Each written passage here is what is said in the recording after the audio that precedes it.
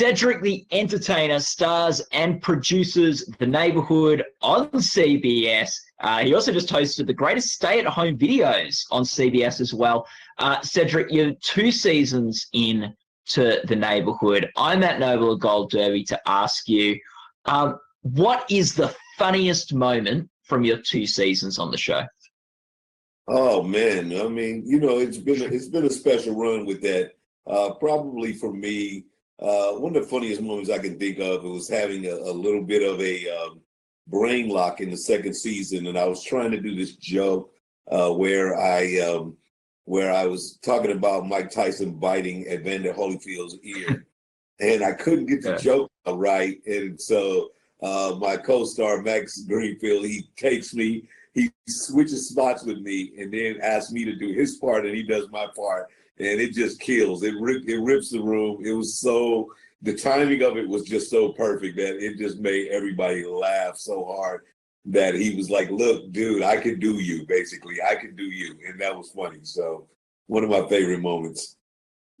Yeah, what's it been like working with Max and the dynamic you guys have comedically? Again, people who are professionals at what they do, because he was actually a second casting. We had actually cast a different actor who I believe is Australian, Josh Lawson, maybe. Yeah. Yeah, he was actually scheduled to be that character, in which we loved him, but then, the network wanted to go a different way. And so for me, it was weird, like to kind of get another guy when you had already started working with one guy.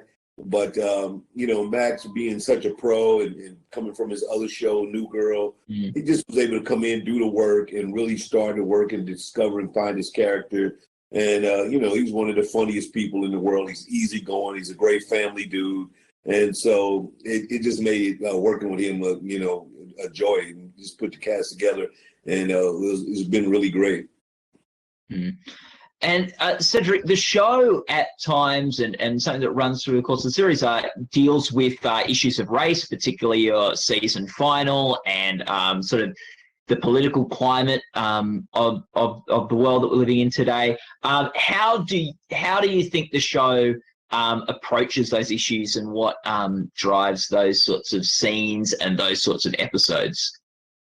Well, from the very beginning, the creator of the show, myself, Jim Reynolds, we felt like we wanted to be able to have a show that looked like the real world that we live in, but of course, operate in this situational comedy. So we knew we had to make you laugh. So we try to approach most of these things not in the sense that we want to preach on one side or the other, but we do want to look at anything that's kind of real in the world and decide like, okay, this is subject matter. But even more so, it is about this idea of belonging, right? So the show kind of centered around what is gentrification, where, this Black neighborhood, and then you're starting to see white families move in, and it's who belongs there for whatever reason. And, we started to talk about in the show, we just try to approach that with some sensitivity, to how everyone feels, and the idea that we are people living in a world that we have to share. Like nobody really has their own section. And so we have to share it. And then how do we learn to get along? And so that's really the motivation for a lot of the episodes and how we approach it, even when we do something that's fairly controversial. And you can touch on here's something controversial, you can touch on here's something trivial, but what was maybe the situation that you've dealt with in the series, or you've addressed in the series, that's resonated most with yourself? Probably for me was, we had a lot of great discussions, robust discussions, trying to get to the season finale here, and that was in this second season. And I do believe that, though we had one episode is missing because of the COVID, we didn't get to shoot the final episode. But the idea that someone can come in and fix things for people when they don't really know the deep-rooted systemic problems. So I thought that we were opening up a big thing in that episode, and that David wanted to run for Matt's character wanted to run for city council, and I didn't quite believe he was ready, that he truly understood what was going on. And so though I think that people come in and they can be very zealous about fixing things and saying, hey, this is right, and let's change all the schools around and let's do this. You don't know the people yet. You don't know what the real root of the problem is. And I think that is one that I wish we could have really, really pulled out, because I think that usually is how most people end up having to deal, is that big government, people with bigger ideas, big money, come in and feel like they can solve your problems without ever asking you what the real problem is. Mm. Yeah, and you've had a long career in comedy, Cedric. What's something about your experience on The Neighborhood that's been new or that you've learnt? I think for me, I've had a lot of great opportunity of producing and being, like you say, stand up, being on shows, and I think that this idea of being in a CBS especially is a very conservative network in a lot of ways, and they're trying to stretch out. But when you think about it, that my character was the bold one. My character is the one that's the most opinionated. I was really kind of taken aback that, early on, that I was considered racist and one that was a hard to like character. And it was really surprising. And it was surprising for me because I've been such a beloved, kind of lovable character for so long, that when people were found my character abrasive, and I thought, like, wow, that's interesting that when the shoe is on the other foot, because basically we're just the flipping all in the family. And so I'm the Archie Bunker character. I'm the protagonist. I'm the guy that's gonna has this kind of hard line in the sand, and you have to break me down. And so I just thought that was really strange, and that was probably one of the most enlightening, eye-opening kind of things that I felt like we had to deal with in dealing with this show, was getting people to understand that my character had the right to feel the way that he does. Now you have to try to convince him, and that's the way that we look at privilege of any type, is that the people of privilege feel like they have the right to be exactly whatever it is that they want to do. So yeah, you're finally playing a curmudgeon. Yeah, man. Cedric. Yeah. How much are you like your character, or is this a departure from who you are in real life? No, yeah, this is pretty much a departure. I mean, of course, as you get older, I must agree, you get more curmudgeonous. Yeah. The older I get, the less tolerant I am about all kinds of nonsense. My kids get to run up. Yeah, fair enough. Yeah.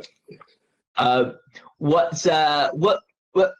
is there a moment in filming that was just like a joy, where you saw some sort of really magic happen?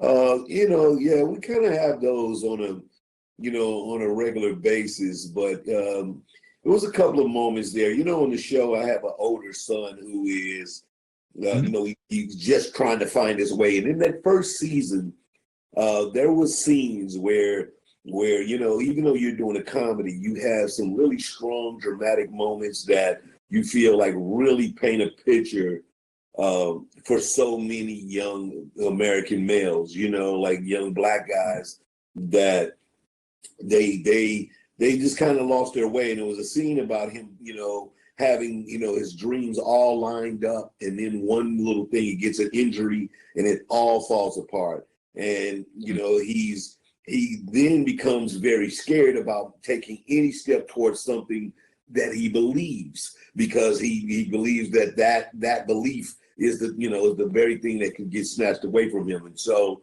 I think that, in doing that scene, it was heartfelt. It was on the front porch.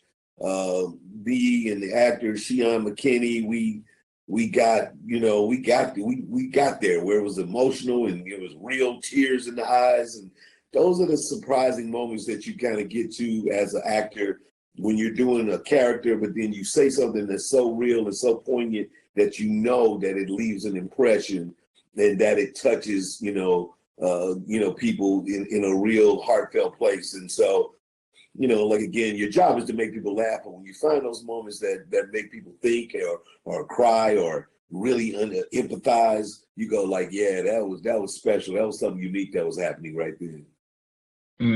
Yeah. You're in the Last OG as well, is a role that you've sort of been popping into for the past couple of years. What's it like entering that world as a guest, and how have you enjoyed that character? Again, for me, that's way more freeing because I'm not the lead character on there. I'm a character who is, designed to be crazy and off the top and off the cuff. And he's one of my favorite characters to do. I love Mullins. I love, of course, being great friends with Tracy Morgan for many years. The opportunity to work with a fellow comedian that you love and admire is always fun. And of course, Tiffany Haddish on the show as well.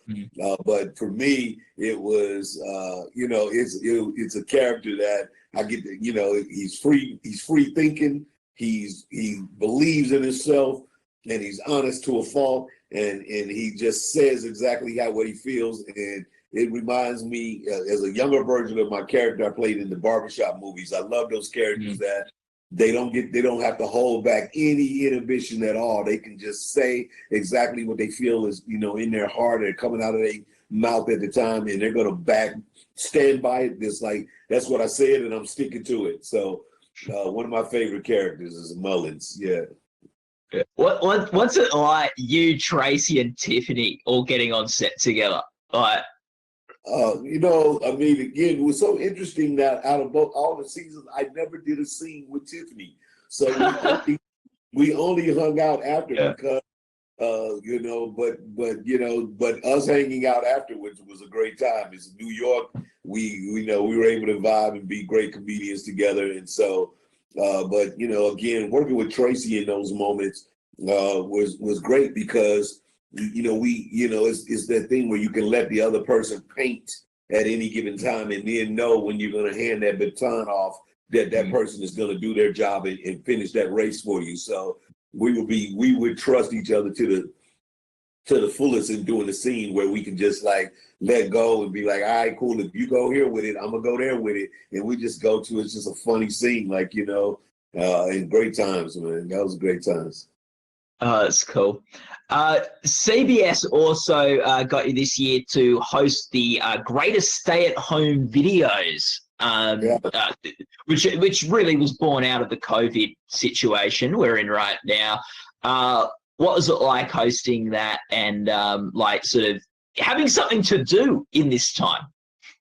Yeah, that was probably, again, it added a bit of excitement because we had been on COVID for close to 2 months at that time and on quarantine. And of course, you're doing everything on Zoom calls and teleconferences. And so, for us to, they had the idea. We ended, they kind of pitched me the idea. We started sending videos back and forth of things we liked and what we thought was funny and what was going on. And it came together really quickly. And so we had to do it, in a quarantine safe, COVID safe kind of energy where all of the crew was outside on my patio deck, and then only 1 or 2 people would come in at a time. And but we were able to put it together, and it turned out really great, and I was really happy to be a part of it.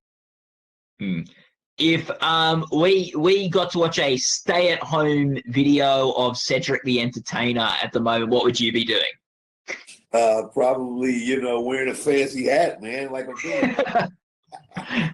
That's one of the big things I do. Like after a while, I just like, look, man, the sweatsuit, the sweatpants, and walking around every day, like not groomed. It's like not me, man. So I started to do these things where I dress up and put on my clothes anyway, even though I'm just going to the kitchen or the living room. Let me put on something nice and then kind of hang out. So that's the fun that I've been having on it. But for the most part, a lot of phone calls.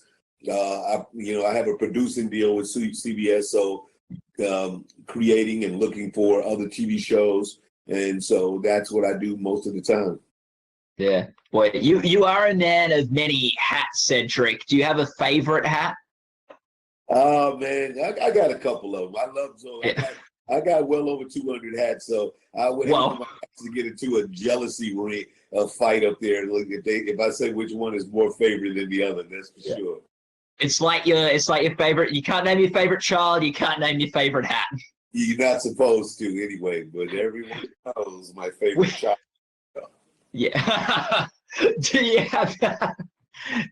Where do you store 200 hats?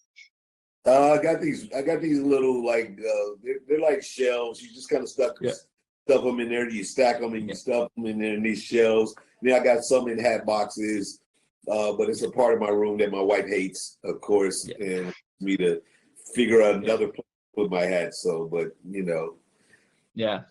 well, No, I said, but what about your shoes? Yeah, yeah. I come back, baby. Yeah, it's good. It's a good one. It's a good one. Final question, Cedric. You've had such a long comedic career. Just after all these years, what do you find the most funny? I mean, for me, I still like, just, people who have very quick wit. I still like people who can do impressions of people, like kind of things in the moment, or anybody that has that ability, that wit to take something that's happening right in the moment and just flip it into something really funny that makes you laugh. So, I mean, that's the things that I enjoy. My son is uniquely good at that. He cracks me up. He's 19, but he can just take a little thing that you said and take that word and just twist it a little bit and send it on its way. And you like, that's hilarious, bro. Like, that's good. So those are the things I enjoy. Well, Cedric, thank you so much for talking with us today. All the best of luck with the Emmy Awards coming up later this year, with season 3 when that gets off the ground for the neighborhood. And for people watching this video, you can go to goldderby.com and make your own predictions for Hollywood's top awards and watch other interviews with celebrity superstars like Cedric the Entertainer. Indeed. I appreciate it, man. Thank you for this. This is great. No worries.